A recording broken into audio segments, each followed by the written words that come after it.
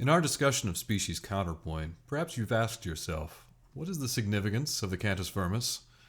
Why is it fixed? Why is it unalterable? Well, species counterpoint evolved as a means of acquiring the polyphonic clarity of the Renaissance composer known as Palestrina. Palestrina is actually just a location. It's not his actual name. Palestrina is about 20 miles east of Rome. Consider for a second, how influential does somebody like a Da Vinci or a Palestrina? I mean, for your accomplishments to overshadow the entire history and future of your hometown. I mean, that's impressive. Captain John Carter, Virginia. Virginia.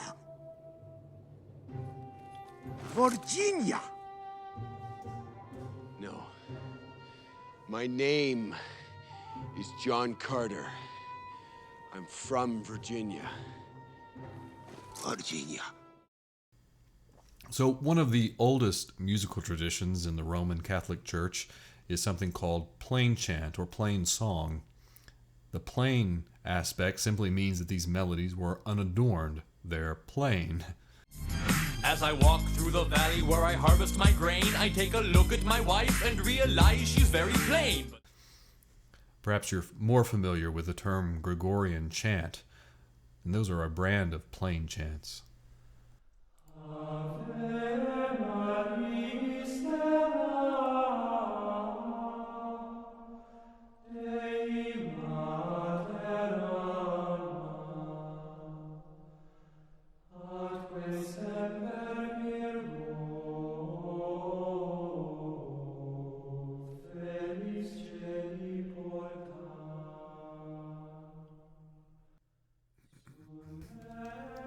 These simple, non-metric melodies served as settings for the Latin translation of the Psalms and parts of the Mass.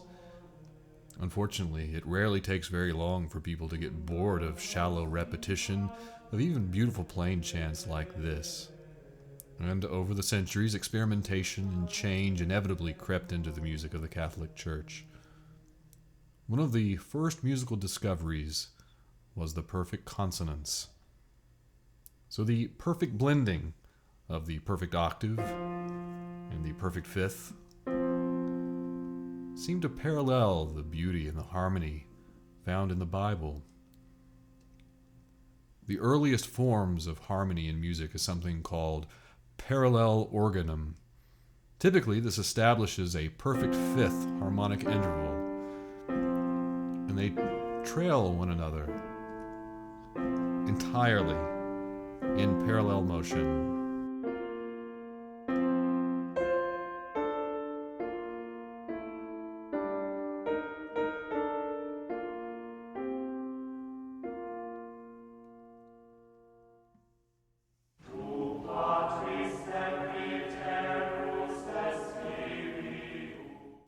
So now, in film and television, if you want to evoke the Middle Ages, all one needs to do is to pull out some parallel organum. Pie Jesu Domine, dona eis requiem. Pie Jesu Domine, dona eis requiem. Honestly, there still are legitimate uses for this parallel consonance extravaganza. One of Claude Debussy's most famous works is called The Engulfed Cathedral. There's this really old legend about a cathedral that has sunk to the bottom of the sea off the coast of Brittany.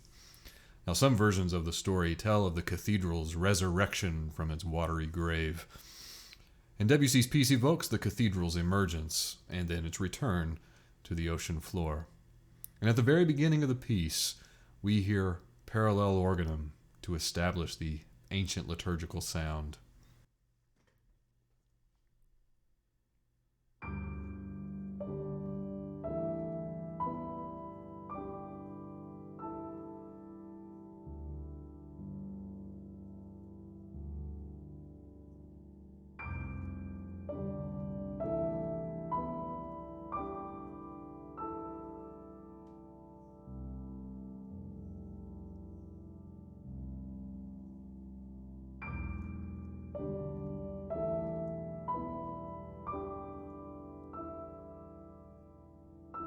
Listen for the church bells.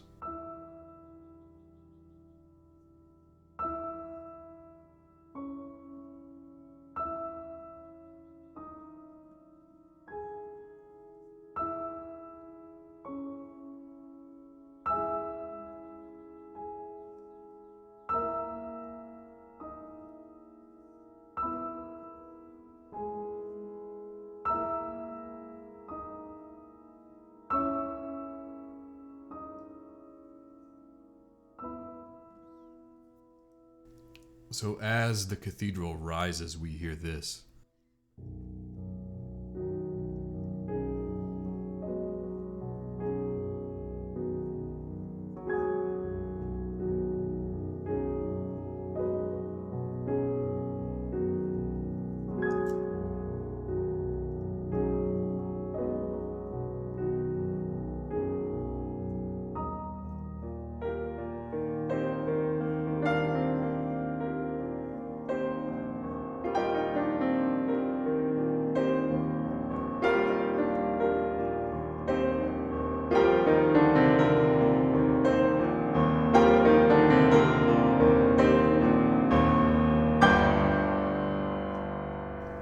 Once it rises, then we get the sound of the organ coming from the cathedral. You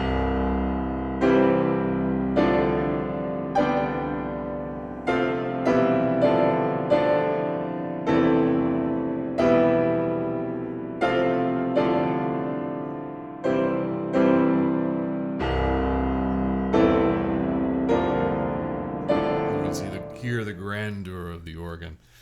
It's a great piece.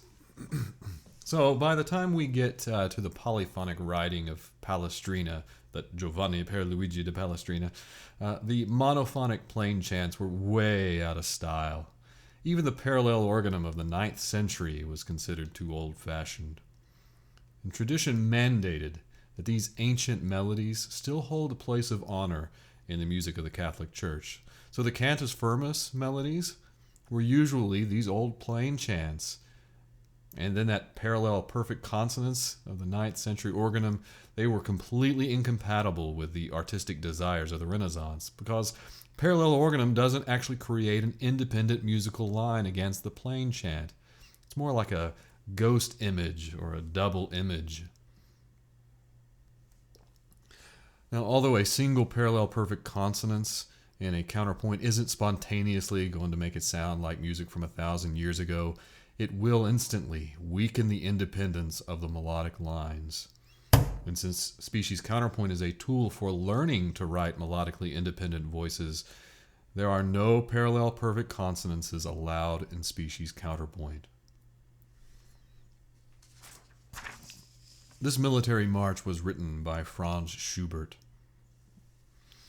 I'm going to play the 16-bar theme, and I want you to think about the difference in sound between the first 8 and the last 8 measures. Now there's, of course, several suitable answers, but listen carefully.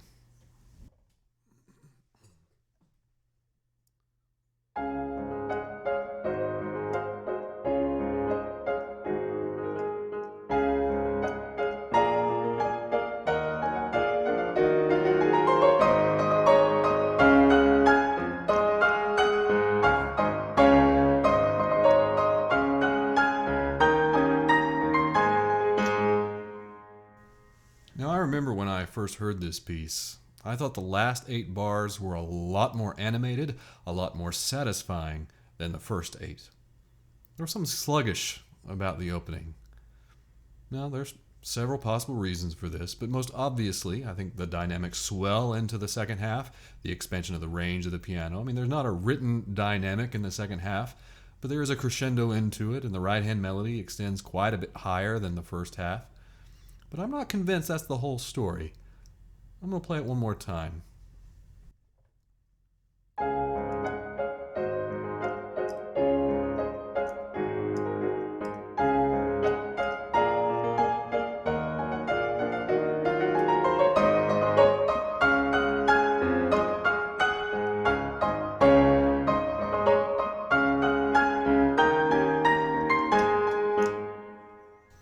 Now, if I extract the downbeat notes of the melody and the bass in each measure, I'm left with this framework.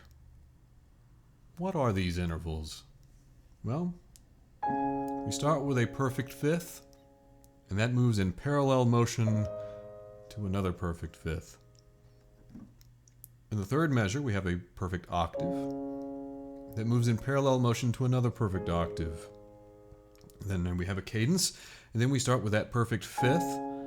It moves in contrary motion to the perfect octave, and then we get a 10th, 5th octave in contrary motion. The second half, we start with a 5th and go to a 3rd. That's a basic idea. Then we get it again. And the third time is the continuation to the cadence, so we get 5th to a 3rd to a 3rd, and then contrary motion to our cadence at the octave.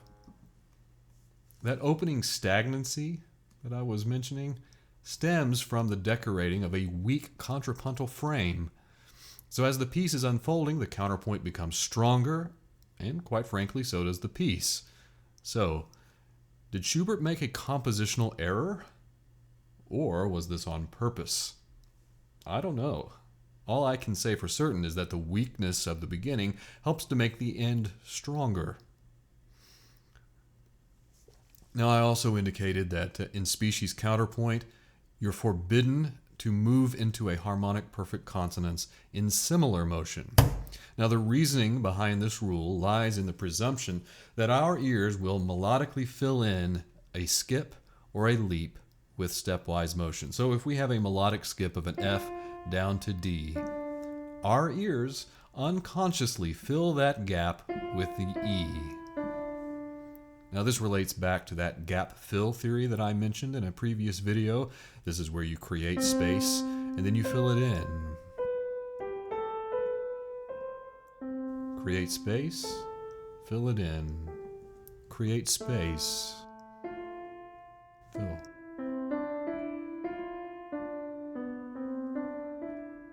Now, if our ears are intuitively filling in that melodic void that we're creating, that helps explain why that gap fill theory is so satisfying. So if we move from a 6th to a 5th in similar motion, not only are we hearing the relationship between the 6th and the 5th, we're also automatically hearing the E as a passing tone.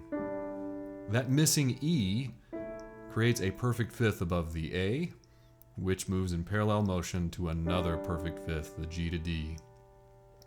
This is why we call similar motion into a perfect consonance hidden, because you can't see the parallel perfect consonances, but psychoacoustically, we still hear its effect.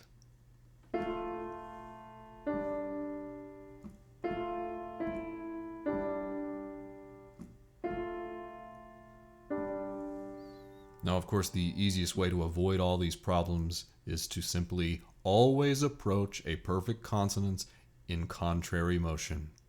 Thanks.